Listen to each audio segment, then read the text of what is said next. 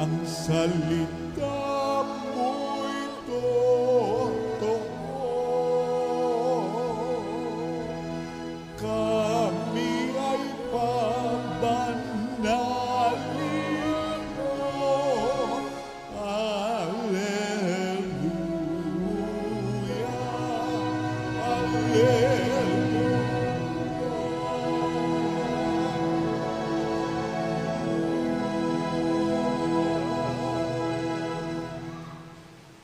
Sumainyo ang Panginoon. At sumaiyo rin. Ang mabuting balita ng Panginoon ayon kay San Lucas. Papuri sa iyo, Panginoon.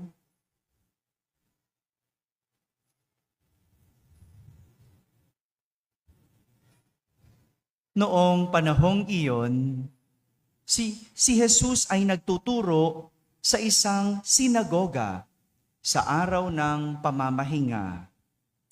May isang babae roon na 18 taon nang may karamdaman, gawa ng masamang espiritu na nasa kanya.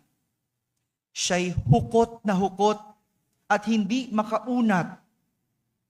Nang makita ni Jesus ang babae, tinawag niya ito at sinabi, "Magaling ka na sa iyong karamdaman." At ipinatong ni Jesus ang kanyang mga kamay sa babae. Noon di, nakaunat ito at nagpuri sa Diyos. Ngunit nagalit ang tagapamahala ng sinagoga sapagkat nagpagaling si Jesus sa araw ng pamamahinga.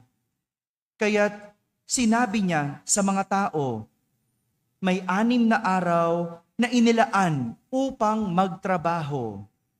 Pumarito kayo sa mga araw na iyan upang magpagaling at wag sa araw ng pamamahinga.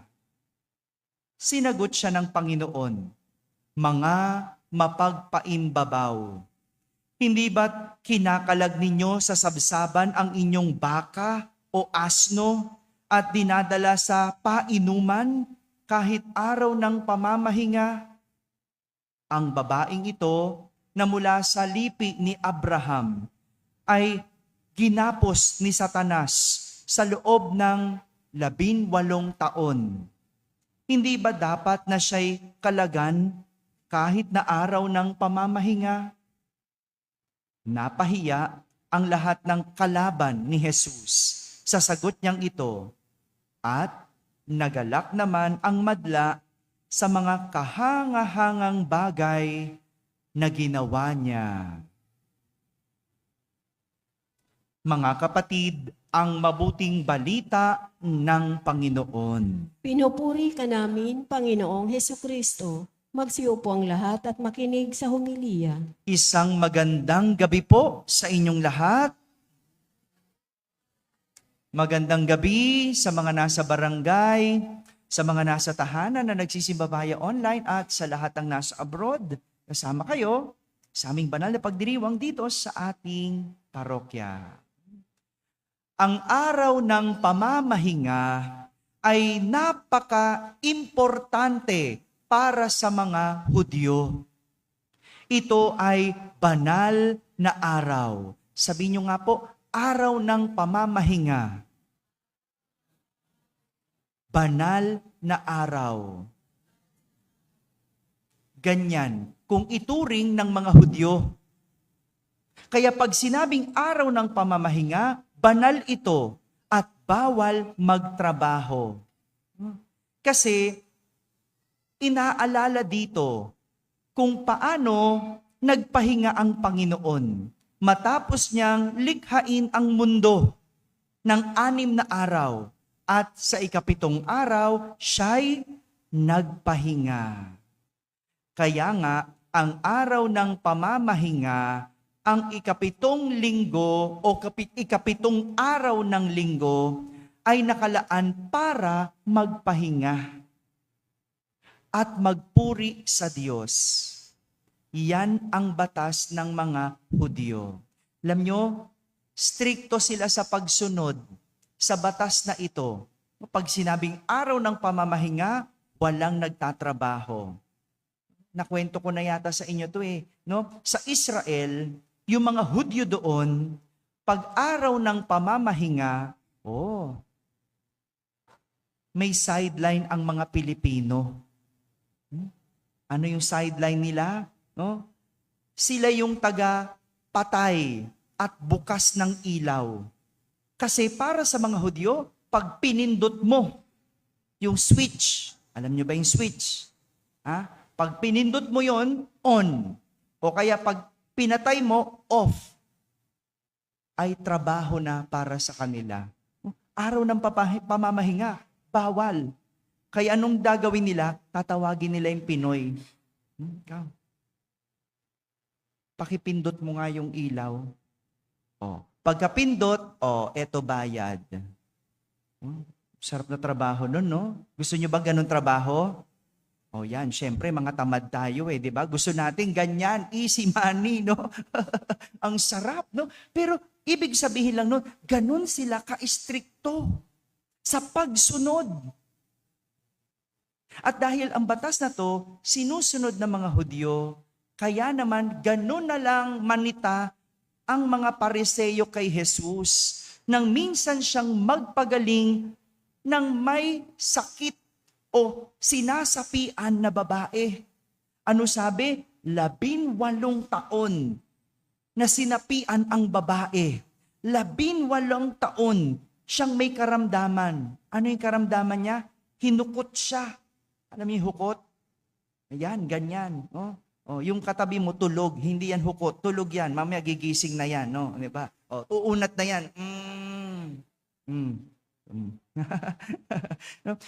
Imagine mo, 18 taon na siyang hukot. Bakit? Pinahihirapan ng masamang espiritu. At para sa kanila, sinisita nila si Jesus dahil hindi dapat ginawa ni Jesus ang magpagaling. Mali ang ginawa ni Jesus para sa mga Pariseyo. Dahil sa sobra nilang pagpapahalaga sa batas, kahit ang gawang mabuti, gaya ng pagpapagaling ng may sakit, hindi nila ito nakita. Ano nakita nila? Yung batas. Nakita nila, mali ito. Hindi nila nakita na mabuti ang ginawa ni Jesus. Biruin mo yun, sabi nila, may 6 na araw. 6 na araw. Pabalikin mo na lang yan sa ibang araw. Ba't ngayon pang araw ng pamamahinga? Katwiran ni Jesus, 18 taon na. Pag-iintayin mo pa ba? Andyan na. Hindi mo pa ba gagawin? Hindi ba? Kung minsan, ganito rin ang nagagawa natin. Yung kagustuhan nating maging laging tama, nakakalimutan nating maging mabuti. Dahil iniisip lang natin maging tama. Nasasakripisyo ang kabutihan. Gaya na lang ng pagtatrabaho. Tama ba o mali ang magtrabaho? Hello? Bakit di kayo makasagot? Parang ayaw nyo magtrabaho talaga, ha? Tama o mali ang magtrabaho? Tama. Siyempre, paano tayo kakain? Paano mabubuhay ang pamilya? Pero, kapag napapabayaan na ang pamilya, kapag napapabayaan na ang anak, kapag napapabayaan na ang kalusugan, mabuti pa ba ito? Hindi na. Di Father, wag na lang magtrabaho, hindi pala mabuti Hindi ganun yun, ha? Hindi. Sinasabi lang, no? Tingnan mo, din yung dapat mabuti. No? Huwag ka na mag-overtime ng masyado. No? Umuwi ka naman, turuan mo yung anak mo. Makasama mong pamilya mo. Tama ang mangaral.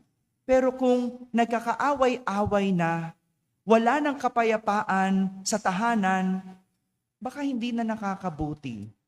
Yung mga nanay dito, yung walang tigil ng katatalak. May ganun ba kayong kilalang nanay? Yan, yung bata, ang bilis, di ba?